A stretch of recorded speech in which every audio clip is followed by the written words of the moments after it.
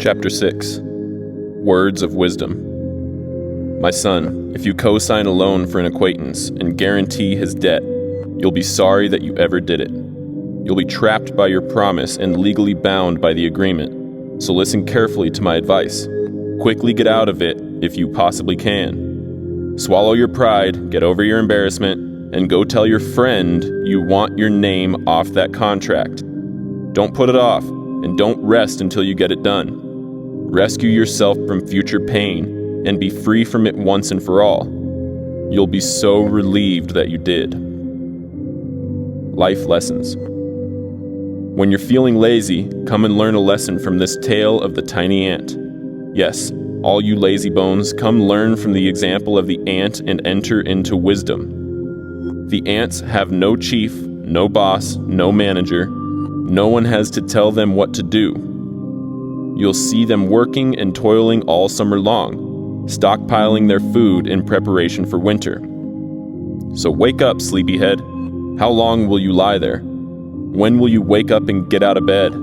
If you keep nodding off and thinking I'll do it later, or say to yourself, I'll just sit back a while and take it easy, just watch how the future unfolds. By making excuses, you'll learn what it means to go without. Poverty will pounce on you like a bandit and move in as your roommate for life. Here's another life lesson to learn from observing the wayward and wicked man. You can tell they are lawless. They're constant liars, proud deceivers, full of clever ploys and convincing plots. Their twisted thoughts are perverse, always with a scheme to stir up trouble, and sowing strife with every step they take. But when calamity comes knocking on their door, suddenly and without warning they're undone, broken to bits, shattered, with no hope of healing. 7 things God hates. There are 6 evils God truly hates, and a 7th that is an abomination to him. Putting others down while considering yourself superior, spreading lies and rumors, spilling the blood of the innocent, plotting evil in your heart toward another, gloating over doing what's plainly wrong, spouting lies in false testimony, and stirring up strife between friends. These are entirely despicable to God. My son, obey your father's godly instruction and follow your mother's life-giving teaching. Fill your heart with their advice and let your life be shaped by what they've taught you. Their wisdom will guide you wherever you go and keep you from bringing harm to yourself. Their instruction will whisper to you at every sunrise and direct you through a brand new day. For truth is a bright beam of light shining into every area of your life, instructing and correcting you to discover the ways to godly living. Truth or consequences. Truth will protect you from immorality and from the promiscuity of another man's wife. Your heart won't be enticed by her flatteries or lust over her beauty, nor will her suggestive ways conquer you. Prostitutes reduce a man to poverty, and the adulteress steals your soul. She may even cost you your life. For how can a man light his pants on fire and not be burned? Can he walk over hot coals of fire and not blister his feet? What makes you think that you can sleep with another man's wife and not get caught? Do you really think you'll get away with it? Don't you know it will ruin your life? You can almost excuse a thief if he steals to feed his own family. But if he's caught, he still has to pay back what he stole 7-fold. His punishment and fine will cost him greatly. Don't be so stupid as to think you can get away with your adultery. It will destroy your life, and you'll pay the price for the rest of your days. You'll discover what humiliation, shame, and disgrace are all about, for no one will ever let you forget what you've done. A husband's jealousy makes a man furious. He won't spare you when he comes to take revenge. Try all you want to talk your way out of it. Offer him a bribe and see if you can manipulate him with your money. Nothing will turn him aside when he comes to you with vengeance in his eyes. Chapter 7. Wisdom, your true love. Stick close to my instruction, my son, and follow all my advice. If you do what I say, you will live well. Guard your life with my revelation truth, for my teaching is as precious as your eyesight. Treasure my instructions and cherish them within your heart. Say to wisdom, I love you, and to understanding, you're my sweetheart. May the two of you protect me, and may we never be apart. For they will keep you from the adulteress, with her smooth words meant to seduce your heart. Looking out the window of my house one day, I noticed among the mindless crowd a simple, naive young man who was about to go astray. There he was, walking down the street. Then he turned the corner, going on his way as he hurried on to the house of the harlot, the woman he had planned to meet.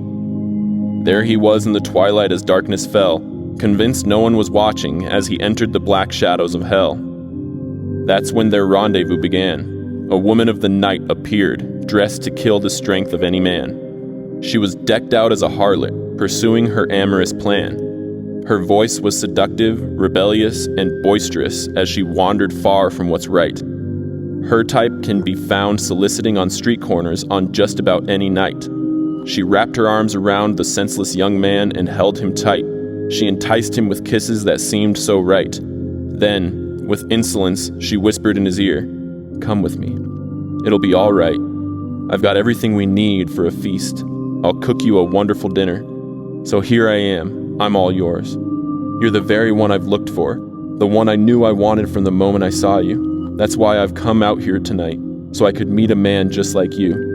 I've spread my canopy bed with coverings, lovely multicolored Egyptian linen spread and ready for you to lie down on. I've sprinkled the sheets with intoxicating perfume made from myrrh, aloes, and sweet cinnamon. Come, let's get comfortable and take pleasure in each other and make love all night. There's no one home, for my husband's away on business. He left home loaded with money to spend, so don't worry. He won't be back until another month ends."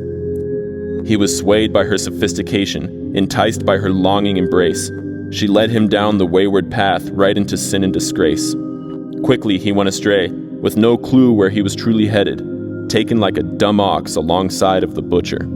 She was like a venomous snake coiled to strike, so she set her fangs into him. He's like a man about to be executed with an arrow right through his heart, like a bird that flies into the net, unaware of what's about to happen. So listen to me, you young men. You'd better take my words seriously.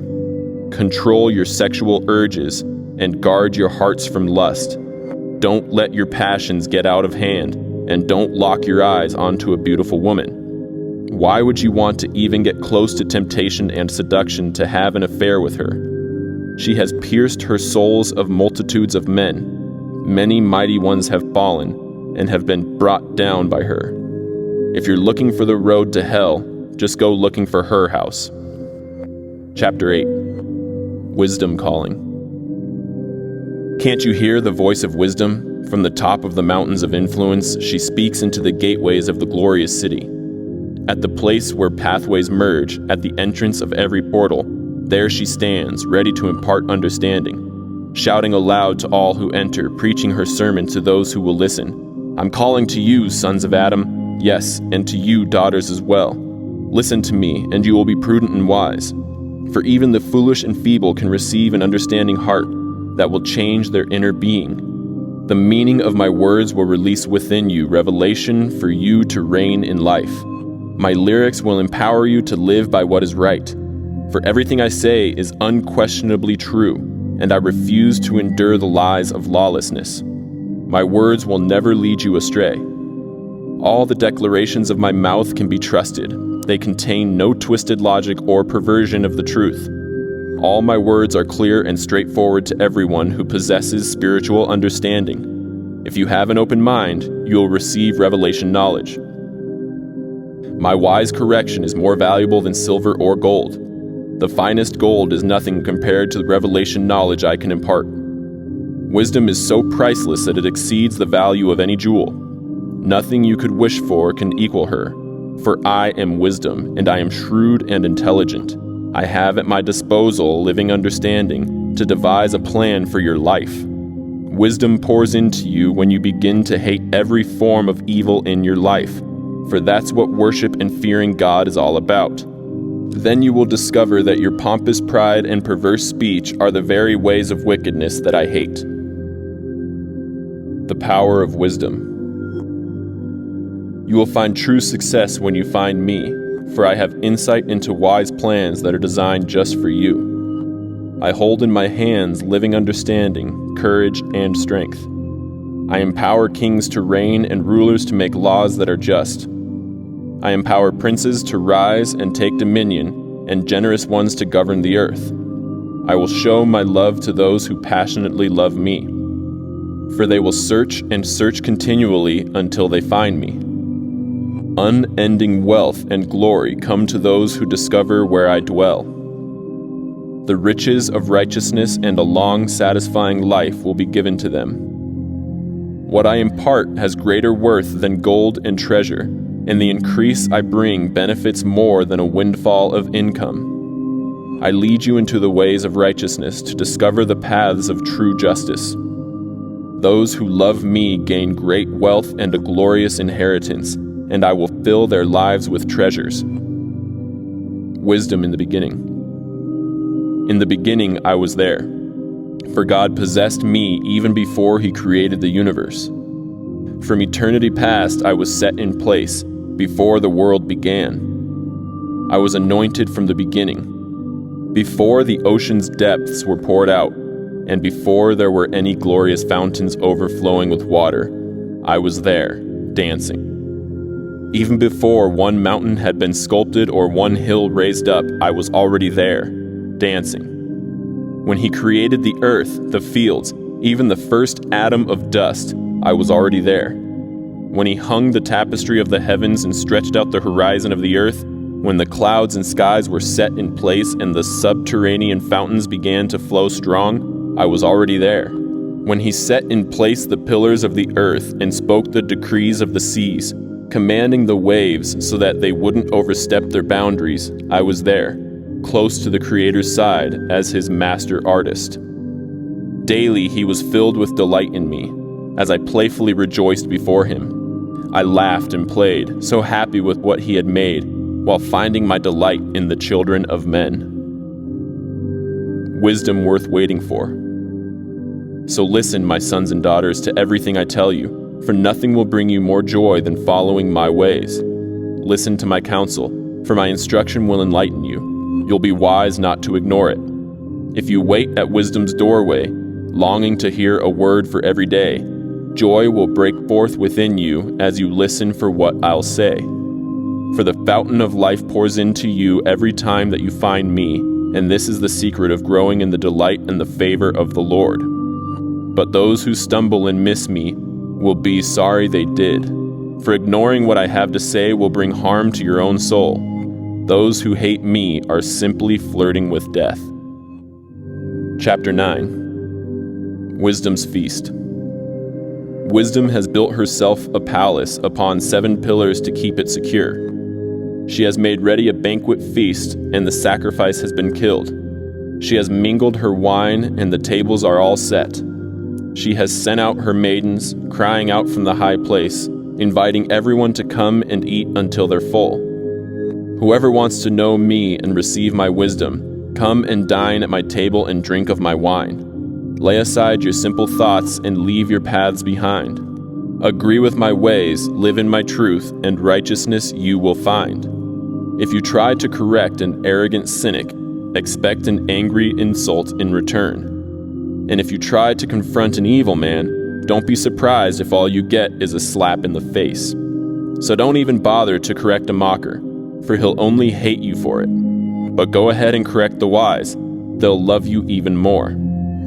Teach a wise man what is right, and he'll grow even wiser. Instruct the lovers of God, and they'll learn even more. The starting point for acquiring wisdom is to be consumed with awe as you worship Jehovah God. To receive the revelation of the Holy One, you must come to the one who has living understanding. Wisdom will extend your life, making every year more fruitful than the one before. So it is to your advantage to be wise, but to ignore the counsel of wisdom is to invite trouble into your life. A spirit named foolish. There is a spirit named foolish who is boisterous and brash. She's seductive and restless. And there she sits at the gateway to the high places, on her throne overlooking the city. She preaches to all who walk by her, who are clueless as to what is happening. Come home with me. She invites those who are easily led astray, saying, illicit sex is the best sex of all. Our secret affair will be sweeter than all others. Little do they know when they answer her call that she dwells among the spirits of the dead, and all her guests soon become citizens of hell. Chapter 10. Wisdom for today. The wisdom of Solomon. When wisdom comes to a son, joy comes to a father. When a son turns from wisdom, a mother grieves. Gaining wealth through dishonesty is no gain at all, but honesty brings you a lasting happiness. The Lord satisfies the longings of all his lovers, but he withholds from the wicked what their souls crave. Slackers will know what it means to be poor, while the hard worker becomes wealthy.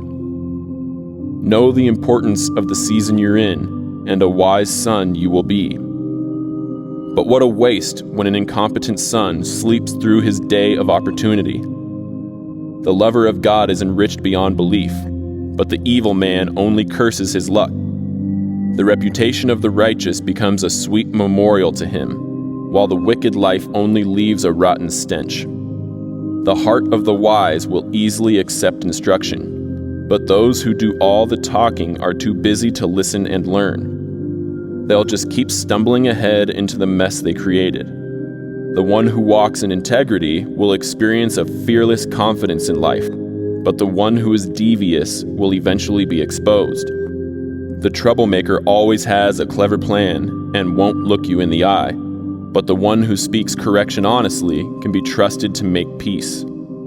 The teachings of the lovers of God are like living truth flowing from the fountain of life, but the words of the wicked hide an ulterior motive. Hatred keeps old quarrels alive, but love draws a veil over every insult and finds a way to make sin disappear. Words of wisdom flow from the one with true discernment, but to the heartless, words of wisdom become like rods beating their backside.